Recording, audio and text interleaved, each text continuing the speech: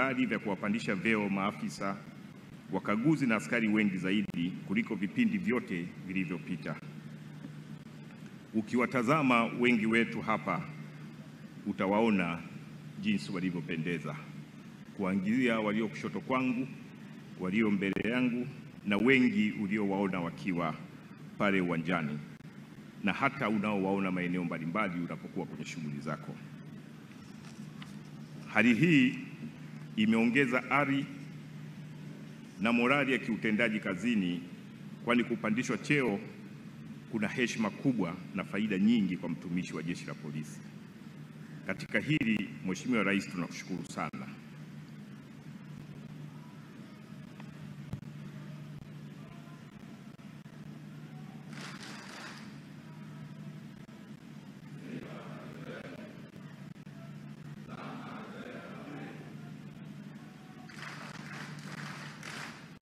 Rudia 321 tena kwa Mheshimiwa Rais.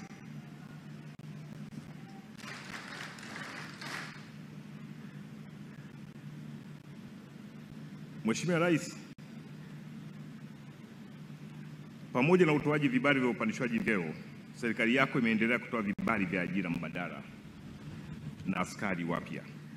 Vibali hivyo vimesaidia kwa kiwango kikubwa kuziba ombwe la upungufu wa askari katika kamandi mbalimbali za polisi, ombwe hilo ambalo limedumu kwa muda mrefu sana. Hivi sasa tunao askari wa kutosha kuweza kusaidia katika utekelezaji wa majukumu ya msingi ya Jeshi la Polisi. Mheshimiwa Rais, naomba kwa ridhaa yako nikusimulie hadithi yako nzuri katika suala la usalama, lakini ambalo linatokana na haya ambayo nimeyataja hapa. Mheshimiwa Rais, ulipoingia madarakani mwaka 2021 kulikuwa na matukio mengi sana ya kihalifu. Swala la usalama halikuwa zuri kama hili tunaloongelea leo. Mheshimiwa Rais, utakumbuka mwaka 1994 mabasi yalizuiliwa kutembea usiku rasmi, na sababu kubwa ya kuzuia mabasi kutembea usiku ilikuwa ni ujambazi, highway robbery, unyang'anyi kwenye njia kuu. Matukio yale yalikuwa ni matukio ya kudhalilisha yaliyosababisha uporaji wa mali za watu, lakini na udhalilishaji kwa wale waliokuwa wakiporwa. Mheshimiwa Rais, tarehe 1 mwezi wa 10 mwaka 23, ikiwa imepita miaka 29 chini ya uongozi wako, ilitolewa ruhusa sasa ya magari haya kutembea usiku. Mpaka leo hatujaona tukio lolote la unyang'anyi kwenye njia kuu. Nitaainisha haya, nitakueleza Mheshimiwa Rais nini umekifanya kwa jeshi hili mpaka vitu hivi visiwezekane.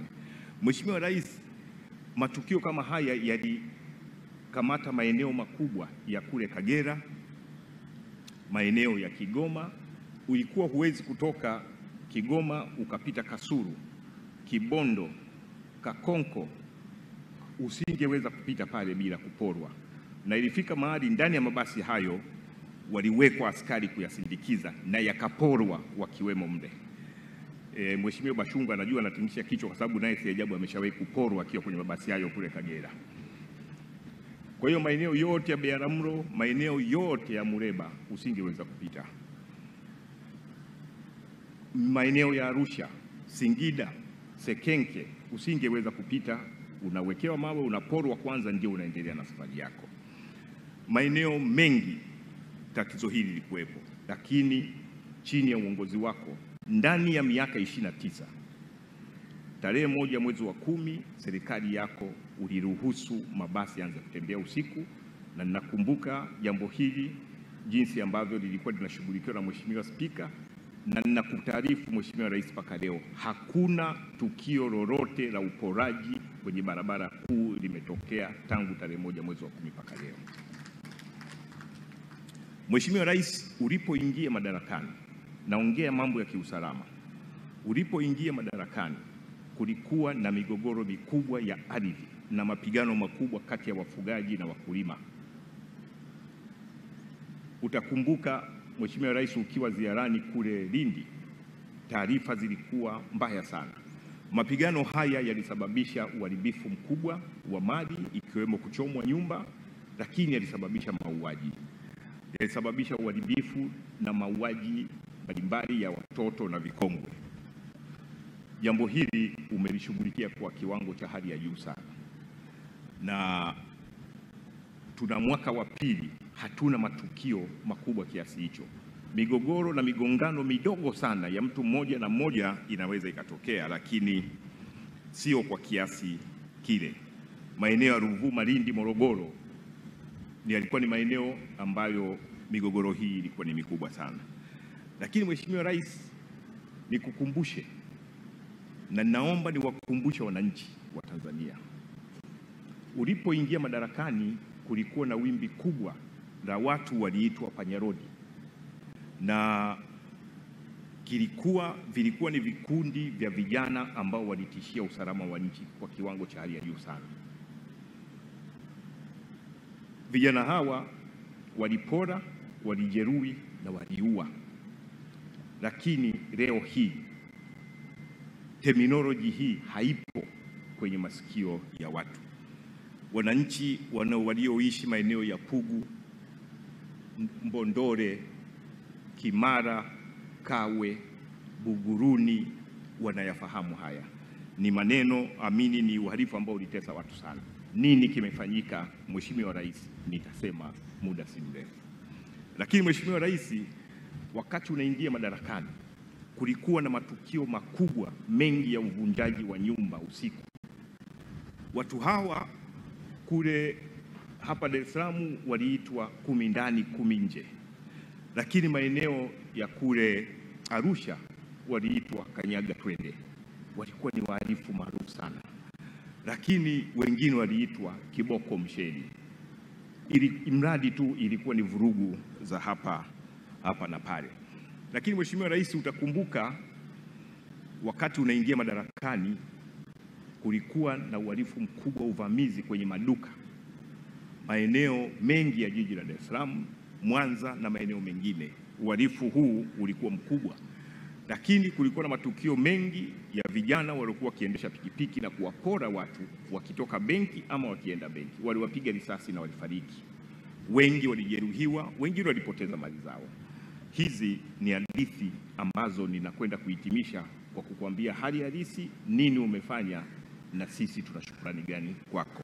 Lakini pia Watanzania wanapaswa wakumbuke nini na wanapaswa kushukuru nini kwako. Mheshimiwa Rais,